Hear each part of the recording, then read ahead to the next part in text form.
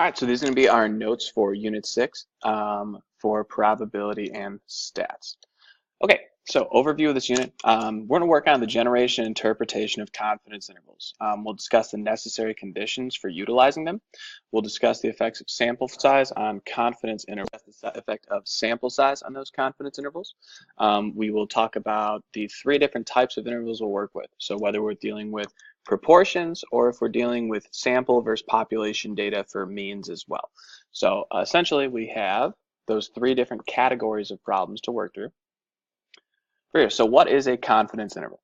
From Google, we have a range of values so defined that there's a specified probability that the value of a parameter lies within it. So essentially what we're looking to do here is make estimates about what we can say from a sample in regards to the population. So in our own words, we want to think of this as a confidence interval is one such that we are some percent confident that the actual value of the given parameter lies within our interval. So we'll see similar wording, sort of a skeletoned out fill in the blank type scenario here. Again, what we're going to really utilize confidence interval for is determining whether or not a given claim is realistic or plausible. And again, those are synonymous terms, but that's our goal here. So we're going to say, is a claim based on the evidence actually realistic or even possible? Or can we assume otherwise? Okay, so our general framework for a confidence interval. So the black words here are just kind of the skeleton of what's pretty much always going to be there. You can use, again, sort of synonymous terms here, but I would stick with these. So we are, whatever percentage we're given, confident the true value of the population, and here we talk about whether it's a mean or a proportion, and insert the context of the problem, lies between the lower and upper bound we calculated. And if there's any units involved, we'll include that here as well. Okay, so essentially we have exactly three possible outcomes when we're going to evaluate a claim. So scenario one is that the claim is within the specified confidence interval. Essentially what we're going to do here is we're going to make our statement. So since the claim of, whatever it may be, is within the bounds of our interval, it is realistic or plausible for this to be true. So it's a realistic value of the population average income, or whatever it may be in context of the problem. So if it's within the interval, we say it's realistic. Outcome two, the claim is below the specified interval. So here, since the claim of is below the lower bound, it is not a realistic or plausible value. Rather, evidence suggests that the true value of the population, context of problem, may indeed be higher. So since our interval lies above or to the right of that claim, that's our evidence. It's actually saying it might be higher, and we would ensue further testing. So we can't conclude it definitely, but it may indeed, or it might actually be high. All right, check out our third and final outcome here. So here, the claim is above the specified interval. So since the claim is above the upper bound, it's not realistic or plausible. Essentially here, we're suggesting it might actually be lower. So what we really want to think about here is those three intervals. So we make our final statement here. So the first part is discussing where the claim is. So if it's between, above, or below. And then the last part here is where we make the conclusion based on the evidence. So if it's between, we say it's realistic. If the claim is above the confidence interval, then evidence is suggesting it might actually be lower. If the claim were below the confidence interval, the interval is our evidence, so then it'd be suggesting it might actually be higher. So these two words should always be opposites. Okay, interpreting confidence intervals. So here we're just going to think about if evidence is suggesting it's realistic, higher or lower. So if I'm looking at this one, so the claim of 33, and I'm looking at this being my interval. Well, 33 is between those two. So we would say that for example 1, it's realistic. If I'm looking at example 2, my claim of 42 is lower than this. So the evidence is suggesting it's actually higher. Since the claim is lower, evidence suggests it's higher. Example 3, well, 0.62 is higher or to the right of my interval. So therefore my evidence would suggest it's actually lower. 0.34 is between these two numbers. Therefore, it's realistic. Going into example 5 here, 2.3, that's lower than my interval, so it's less than that lower bound of 2.5. Therefore, evidence suggests it's actually higher.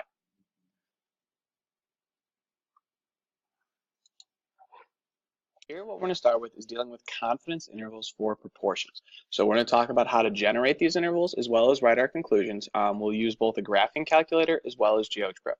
If you are using the TI Inspire, so real quick, write this down. To get to the menu you need, you go to your home screen and then go to the calculator screen and then press menu 556.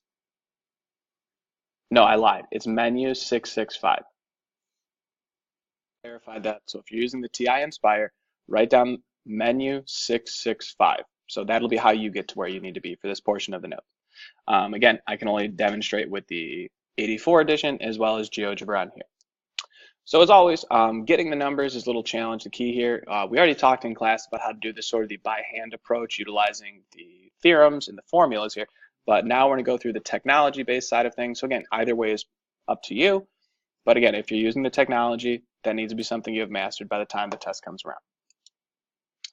Okay, so now I bolded some text on here just for the sake of the example. So for our first example here, again, we're working with proportions, so we're going to kind of highlight. What I did here was kind of highlight the key parts that tell me this is a proportion. So we have a research assistant wants to determine the proportion of their colleagues that actually understand what a confidence interval is. In a sample of 50 such colleagues, it was found 32 actually understood what a confidence interval is. Generate a 95% confidence interval for the true population, or the true proportion, of colleagues that understand what a confidence interval is. So I'm actually going to teach this one just combining this slide with the next one. It would just look really not good having it all on one slide.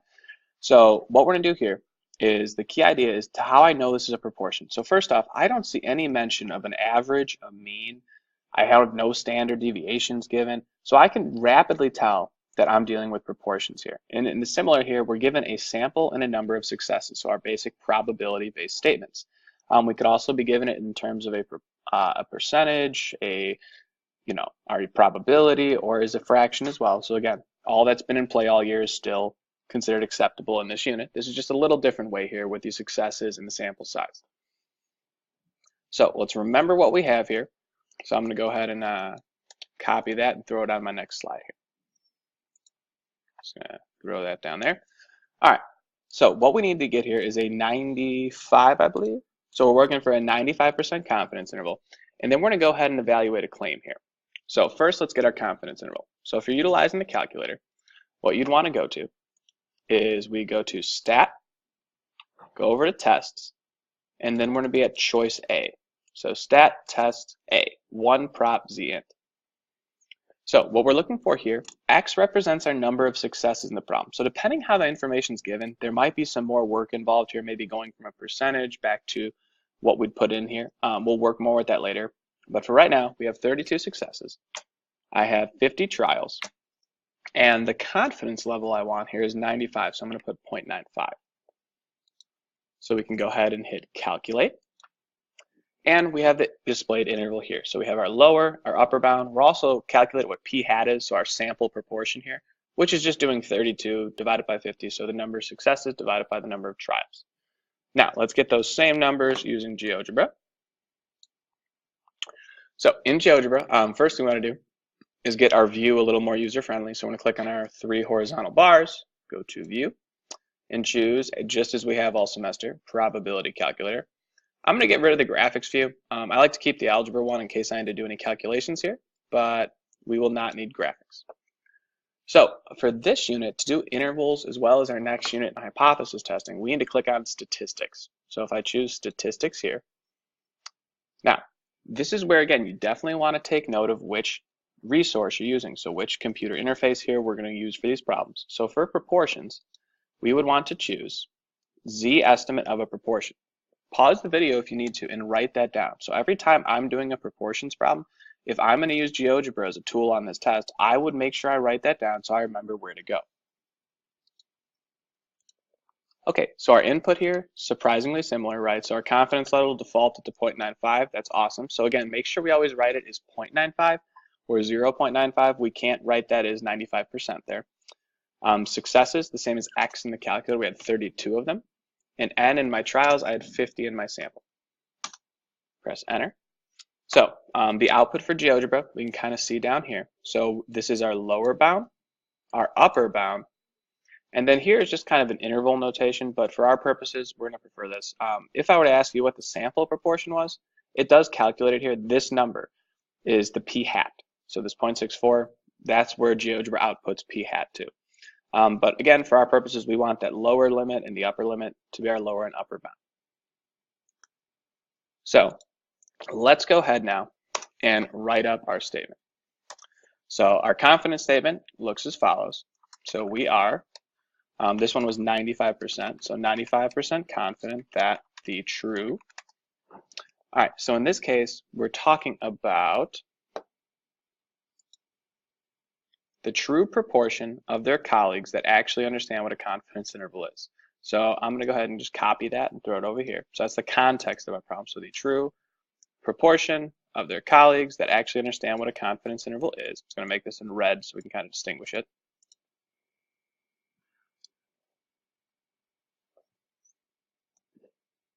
So then we're going to say is between, right? So we're talking about our between portion there. So it's between the numbers we calculated here.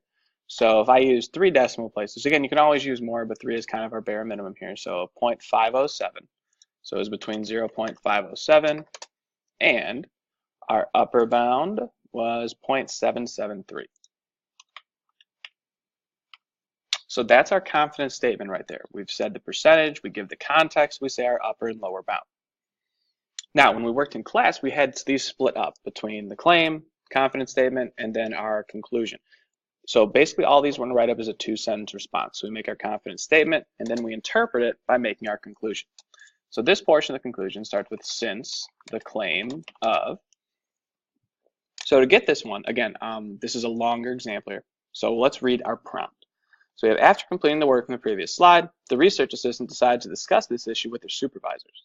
At the onset of the meeting, the supervisors claim that they believe all is well as long as the proportion of the research colleagues that actually understand what a confidence interval is lies around 0.75. So what they're saying is that as long as at least 3/4, 75% of their people there understand this, they're okay with that. So a cause for concern would be if it's less than that, because more would be better. You'd want 100% of people here to understand what they're talking about. So we have, does the research assistant have sufficient evidence to say corrective measures are needed in the workplace? So can this data support saying, hey, it's actually less than that 75%? So if we look at our interval here, 0.75, is that between 0.507 and 0.773? The answer is yes. So again, we've talked about a couple different strategies in class for working with those decimals, multiplying everything by 100 or 1,000 to eliminate the places and look at whole numbers.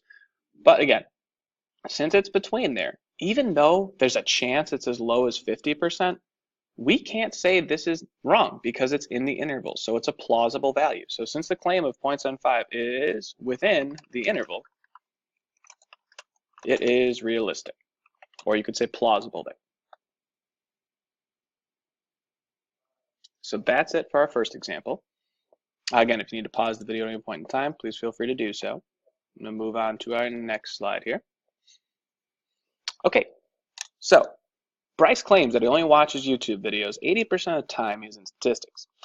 Out of 100 observations, it was found Bryce was watching YouTube 91 times. Calculate a 98% confidence interval and use it to determine if his claim is realistic. If it's realistic, explain how you know. If it's not, explain what conclusions you could arrive at and how you know. So here, I'm noticing a number of successes. So here again, our term success is very subjective. But in this case, success is him watching YouTube because that's what the problem context is, even though that might not be very ideal in statistics class. So we have 91 successes out of 100 samples.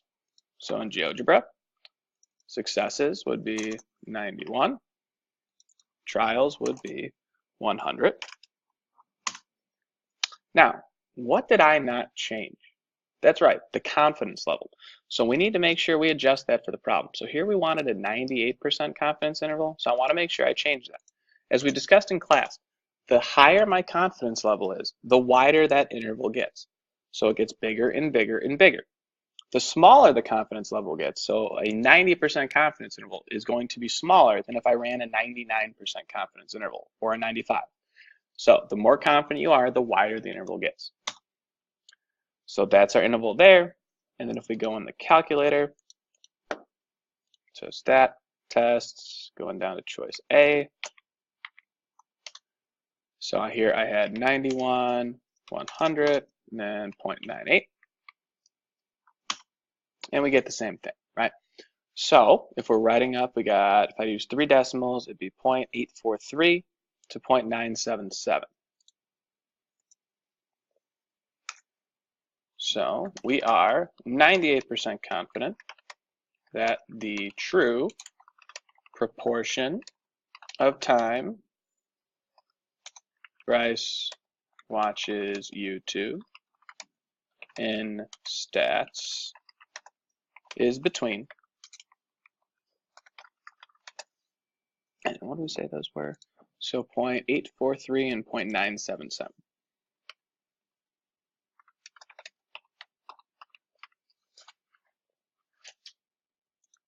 Good. And again, you could always include more decimals, but 3 is great for the purposes of our course.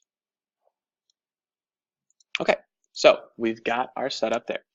Now, going off of this, so we have 0.843, 0.9, and then we had to make our conclusion, right? So since the claim of, so we had 80%, so we could think of that as 80%, or we could say it is 0.8. Again, they all mean the same thing. I think it's 4/5, 8/10, whatever helps you understand it the best. So since the claim of, I'm going to use 80%, is, now if I'm thinking about this, so if I look at 0.8 as a decimal, that's going to be on the lower side of this, right? So since the claim of 80% is below the interval, evidence suggests that, I'm just going to copy and paste here. So evidence suggests that the true proportion of time Bryce watches YouTube in statistics may actually be, so since the claim is below my interval, the interval is my evidence. So the interval is higher. So therefore, it may actually be higher. So again, this portion here of our conclusion, we say where the claim is in relation to the interval. So we're talking about the claim here. In our last part, we're talking about the interval. So since it was higher than the claim, we say higher at the end. All right, taking a look here, example number 3. We have our last proportions example here. So in this case, we have Jenny claims that she attends school on SIP days 50% of the time. In a sample of 50 SIP days, she has attended 13 of them. So here we're going to go with a 92% interval and then figure out if it's realistic. So for our successes here, we have 13 and we had 50 in our sample. And then our interval we wanted was 92%, so I'm going to go ahead and adjust this to 0.92. And there is my interval there, so 0.151 to 369. So I'm just going to write that to the side here. And then we can go ahead and type up our statement here. So we are 92% confident that the true, here we're talking about proportions, so let's make sure we specify that, of SIP days that Jenny attends is between 0.151 and 0.369. Looking at our claim here, so she claimed 50% of the time. So if I'm looking here, 50% is above that interval. So we have, since the claim of 50% is above, or we would say out to the right of, greater than the interval, evidence suggests that the true proportion of SIP days that Jenny attends may actually be lower. Because again, I'm thinking opposites here. The claim is above the interval, so our evidence is suggesting it may actually be lower.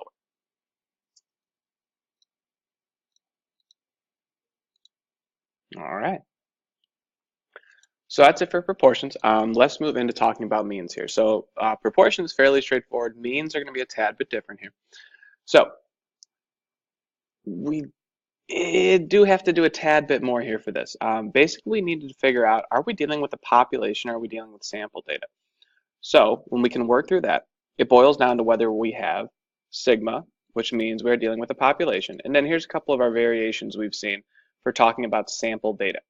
So the key idea is if we have sigma, or if the wording specifies that we have the population standard deviation, then we know we're dealing with one type of problem. Whereas if we don't have that, it means we're dealing with a sample. So this is our key word here for a calculator, is going to be the z interval. So we worked with one prop z interval, so that's when we have a proportion. The standard z interval is when we have population mean data. And then the other one is going to work called t. It'll be a t interval. So actually go and throw that in there, so t interval. And again, that's the calculator terminology in GeoGebra. Will be a tad bit different, but we will discuss that shortly. All right, let's look at our first example here. So first step, again, figuring out if it's a Z or a T. So we have Gretchen claims she speaks at a speed of 7.3 words per second. And then here's some wonderful information about the song Rap God by Eminem.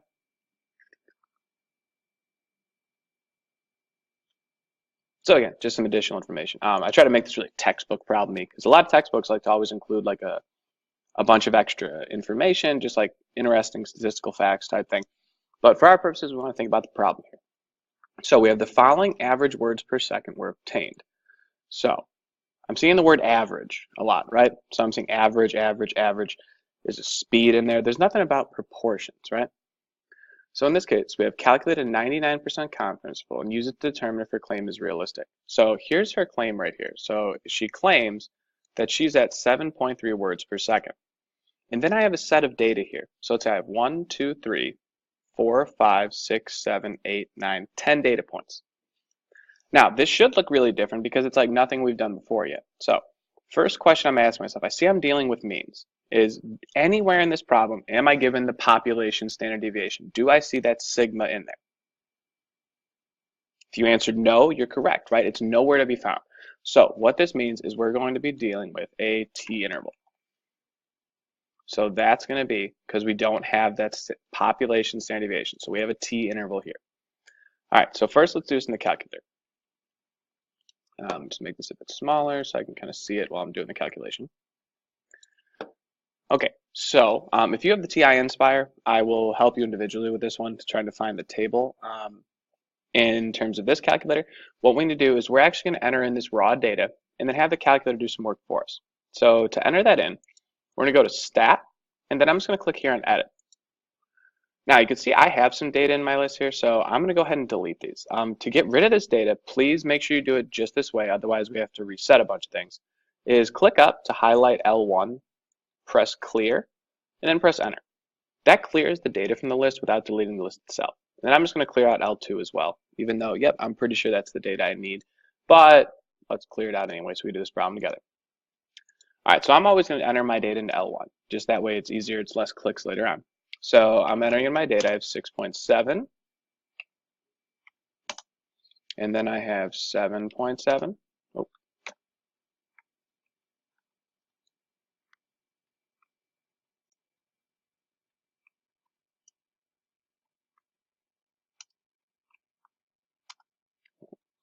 Definitely make sure you type in the right numbers. You see I made a few mistakes here myself, so I'm checking each one.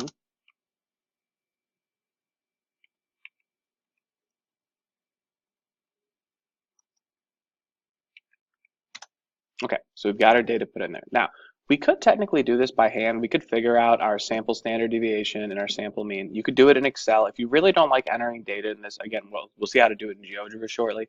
And you could do it in Excel as well as we work through in class, or just by hand. This is kind of the most efficient way though, is again, it gets rid of that rounding error. Okay, so at this point, we've entered in our data into L1. So now that we can have it in the calculator, we can tell it where to look. So at this point, we're gonna go to Stat, I'm gonna go on over to Tests. Now, we want an interval, and we said we're dealing with t's here because I don't have a population standard deviation sigma. So the one we talked about so far is choice A, one prop z. There's only one choice for proportion intervals, right? This is the one A. For means, we actually have two choices. We have a z interval and a t interval, so that's what you'll hear me reference those. So if I have sigma, I would use a z interval.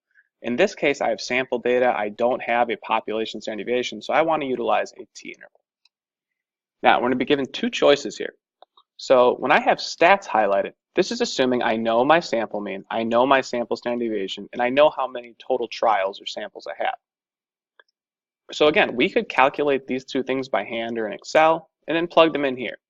However, since we already typed our data in, I'm going to go ahead and arrow over to data and press enter. Okay, so first thing, I'm going to look for the list. This is saying where's the data at. So mine's L2. So to delete that, I'm going to go down and hit clear. Now, to pick the list, I'm going to hit second and then choose stat. I see the word list here. And now I entered my data in L1. So you can enter any of these, but L1 is where I happen to enter mine, so I'm going to click enter there. Frequency refers to how many times this list occurs. Ours is just once. We really won't do problems with the frequency there. That's something you might see in a college level course, but for our purposes, frequency, we're always going to leave it 1. So all I need to do here is change my confidence level. So we wanted a 99%, so I'm going to do 0.99. And then I'm going to go ahead and hit calculate. And we should get everything there. So it's going to calculate our sample mean for us as well as our sample standard deviation. And there's a good check. I counted I had 10 data points, so my sample size is 10. So that's our interval there. Now, what we're going to do is recreate that same interval using GeoGebra. One thing with GeoGebra is it doesn't have an option to directly do the list. So we are going to have to do a few calculations to the side here for these types of problems. So I'm just going to move this to my other screen just so I could kind of see what I'm doing. Okay. All right. So we've used z estimate of a proportion. Now what we need to use is we're going to go down to here. So the names are similar, so we use t interval in the calculator. Here we're going to use t estimate of a mean. So again, make sure you mark that down. That's where you're finding your step.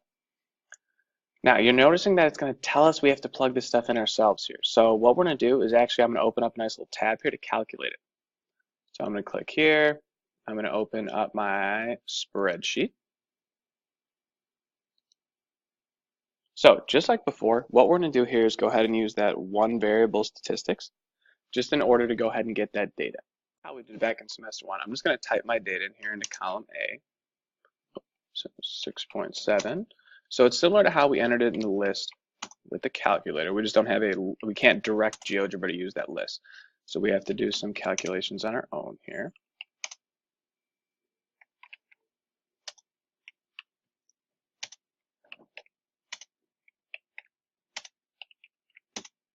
Okay, so go ahead. That's our data there. Okay, so again, to get our data here, sorry, one second, I'll just move this over here. What we're going to do is we're going to tell it where to look, right? So as usual, we're going to highlight here, and then I'm going to go to my histogram and choose one variable analysis. And then to get our sample data, right? So very nicely normally distributed here. It was totally unintentional, actually, but that's kind of cool. So it's a great example of normal distribution to remind us. We want to click up here on this to show statistics. And then we need S in our mean. So remember, we're always going to use S. Whenever we calculate something, we'd never use sigma, we always use S. So the sample standard deviation is 1.138. You want to include any number it gives you. So it gives you 5 decimals. Please use all of them because that's going to get as most accurate answers we can get. So I'm going to go ahead and type that in here for my sample standard deviation. I have 1.138. My mean here is 6.58, and again, include all the decimals that it gives. Here we wanted a 99% confidence interval. And then my sample, you do have to manually count here. One thing that's nice is if you've already typed the data in, it goes to 10. As long as you start at 1, that helps. So I want to adjust my n here to 10. And then kind of in our side-by-side here, you can look, and we're getting the exact same numbers. So again, no matter what technology you use, you're going to get to the same spot. All right. So let's go ahead and type up our conclusions.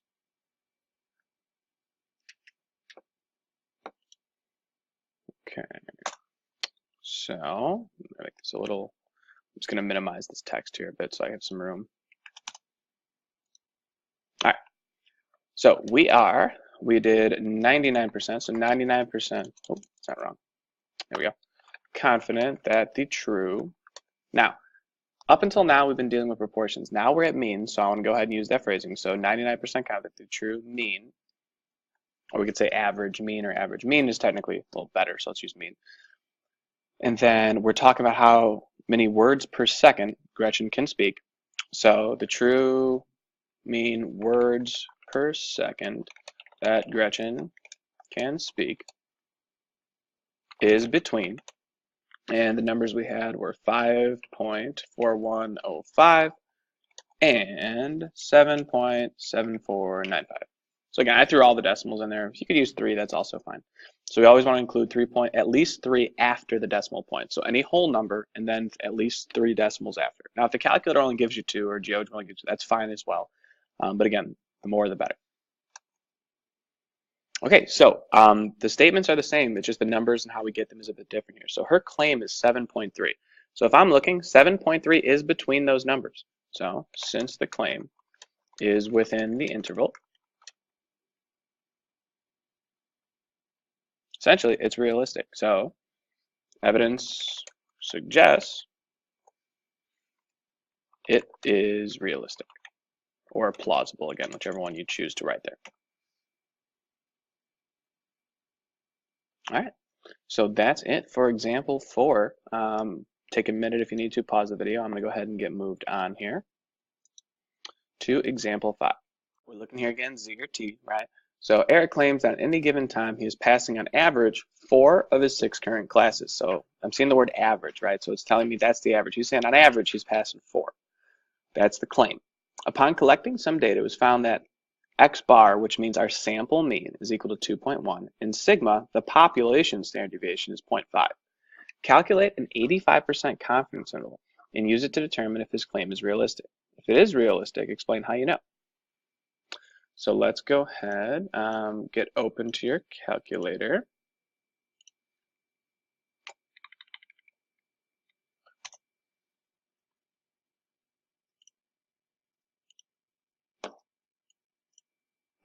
All right, go ahead and get open on mine as well here.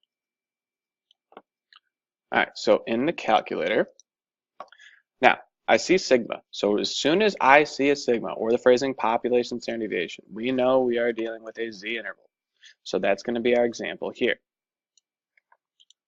To get to that in the calculator, same spot as everything else, right? We're just going to go to stat, I'm going to go to tests, and then I'd go down to Z interval. So again, we have the option, we can either use data or stats. Here we have statistics. So we're given the sample mean standard deviation. So let's go ahead and plug those in. So we're told the standard deviation is 0.5. So I'm going to go ahead and plug that in at 0.5. My sample mean here is 2.1. Now, reading this problem, this is meant to be a challenging one. So how big the sample is, it's how many things we can have. So in this case, there's 6 courses that he's taking. So the N here is going to be 6. And then we want an 85% confidence interval, so 0.85. Calculate. And that's our interval there. So let's recreate that in GeoGebra as well. So I'm going to go to the other screen.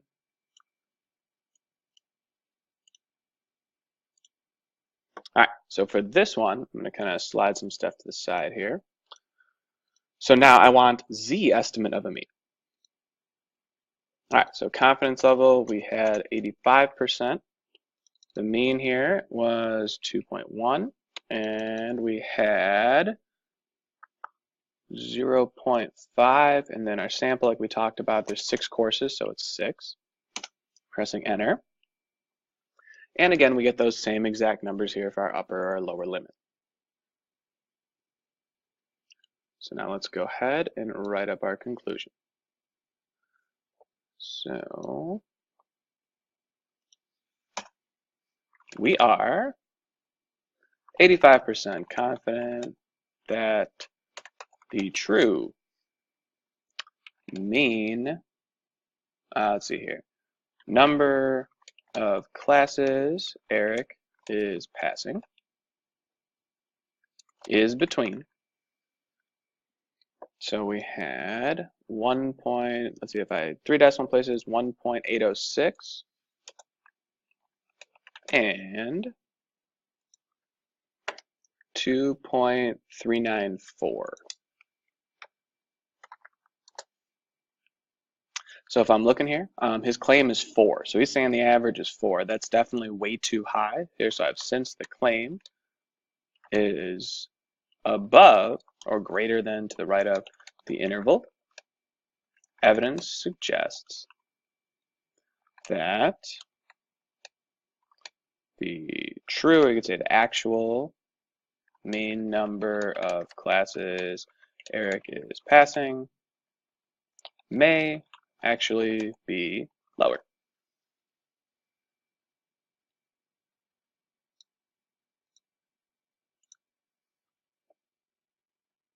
That's it for that one. All right, going on to our next one here. So example 6. Here we have the Insurance Institute for CrossFit Safety routinely collects exercise injury data to determine what drives a person to do CrossFit. In 5 instances, it was found that the cost to repair injuries from CrossFit workouts were $500, $250, $300, $125, and $325. Treat these data as a simple random sample and answer the following questions, assuming sigma, so our population standard deviation, is equal to 150. So for part A, we have used the data to compute a point estimate for the population mean of cost to repair injuries from CrossFit workouts. Now, point estimates, right? We talked about these. These are our sample mean. These are our sample proportion. When we worked with proportions, we identified exactly where to find that. Here, it's going to be the same type of thing. So what this first part is saying is find the sample mean. If it was a proportions problem, we'd say find the sample proportion, right? Then we're going to make 2 different confidence intervals here. And then we're going to talk about what happened with the width of the interval. So let me go ahead and make some more space here for myself. Okay, so first thing, finding the sample mean. In GeoGebra, that's as simple as just highlighting our data like we've done before, and then going and getting the mean here. So I'm just going to do it in the calculator. Because again, GeoGebra, you literally would just type in your data, click mean. But let's go ahead here. Questions at. Okay, so I have 500. Let's make this a bit smaller so I can see it on the calculator. All right, so let's see here. I'm gonna go to stat, I'm gonna edit my list. I'm gonna go ahead and hit clear and then enter. So I have 500, 250, 300, 125, and 325. Oh, and then for 300, I've got a couple zeros there. And I also did here for 250. So again, always make sure your data that you're entering in is correct. So I have 500, 250, 300, 125. Good. Okay. Now, if you're just trying to get sample data, trying to get some statistics, we talked about this first semester here. So I'd go to stat, and then I can go to calc. 1var stats. This is the equivalent with GeoGebra with the 1 variable statistics. It's the same thing here, similar name, right? I press enter, and we're good. It always defaults to L1. If you want to do it for a different list, you would just specify that like L2 or L3. All right, so my sample mean here, first number is 300, right? And if we wanted other data, you get your sample standard deviation this way. You can click down, does some other stuff, right? So it gives us our 5-point summary or 5-number summary if we want to do a box plot. But this is what we need here. So 300. So it is $300. That is our sample mean. So let's do our 2 confidence intervals here, and they're going to ask us to kind of compare these. So again, at this point, if you're in here, we have population. So I'm with a Z interval. So I'd be working with Z estimate of a mean. And you do the exact same steps. So I'd go here, I'd calculate my sample standard deviation, or no, I lied. We have this, it's the Z estimate of a mean. So what I'd be typing in here would be 300 is my sample mean, and then sigma is 150. So I would go ahead and say 300, and then what is it? 150. So if we wanted to do each interval, we want it 90. So I'd go ahead up here and do 90. So that's my first interval. And then if I want to do the part B, so that 95, just make it say 95, and it adjusts, right? Okay. So just because I can do the side by side, I'm going to use the calculator for this part. So let's go to stat, tests. We're doing a Z interval. And I have the data here. So this is 150. Sample mean is 300. And then the number in my sample, if I looked, I have 1, 2, 3, 4, 5 data points. So my N is 5. So that's one thing in GeoGebra too. Make sure you change your N here to 5. Because again, I simply have 5 points of data of 1, 2, 3, 4, 5. And then we wanted 90% first. So I got 189.66.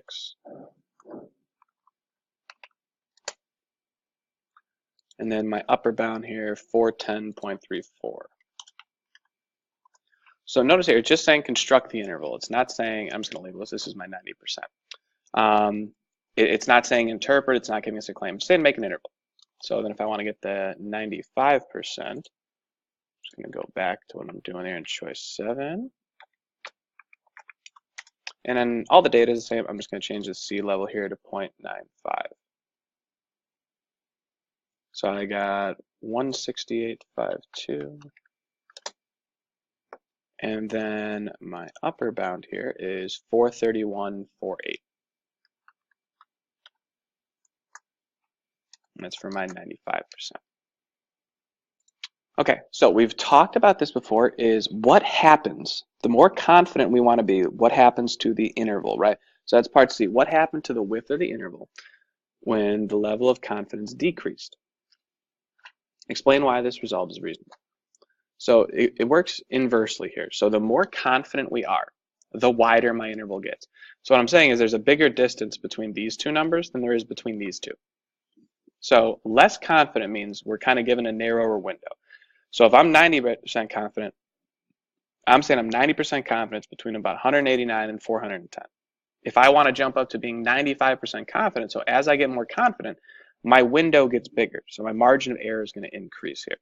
So for part C, as I decrease it, the interval gets smaller. As I increase it, the interval gets bigger.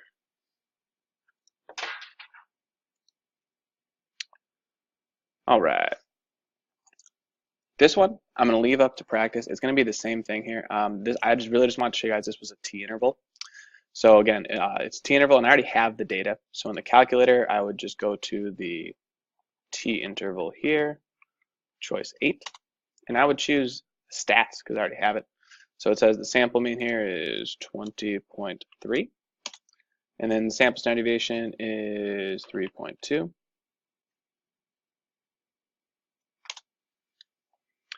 And there's definitely a typo in this now that I'm thinking about it. So a simple random sample of size n is equal to, let's say n is equal to 20, because I just realized I didn't put that in there. Definitely need that to do this problem. So let's say n is equal to 20. So for our n here, we'll throw in a 20. And it says S, our standard deviation is found. So S or S sub x, they mean the same thing. So that's 3.2. So again, in this one, oh, my bad. This is where my typo was. So let's get rid of that n is equal to 20. There we go, because we're adjusting it each time over here. So we're going to compare the intervals here. So they're both 95%. So what's changing is the sample size. And then what you'd have to answer here is how did increasing the sample size affect it? So did it get wider? Did it get more narrow? Did it stay the same? So again, this is going to be left up to your exploration. You could definitely check this with me and be like, hey, did I do this right? But again, all you're doing here is you're constructing confidence intervals with this data. So in GeoGebra, it would be the same thing here. We'd be using a T interval.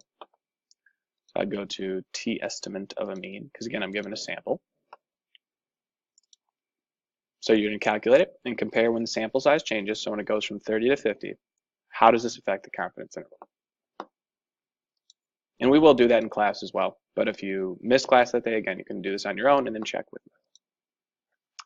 All right, so in summary, our first step is always determining what we are working with. Do I have proportions? Do I have means with a Z interval? Do I have means with a T interval? Once we've determined what we're working with, we need to generate our confidence intervals. So we figure out what kind of data we have, we create that confidence interval. Once we've got the interval we need, we use logic, we discuss to evaluate claims, interpret intervals, and start making some conclusions. And again, some problems may want you just to discuss what happens when the sample size changes or when the confidence level changes. Again, it's all about the understanding aspect. But the final step we can get to is go ahead and evaluating claims. So saying, is a claim plausible or does the evidence suggest otherwise? Still not quite sure how to end these videos. So this is the end.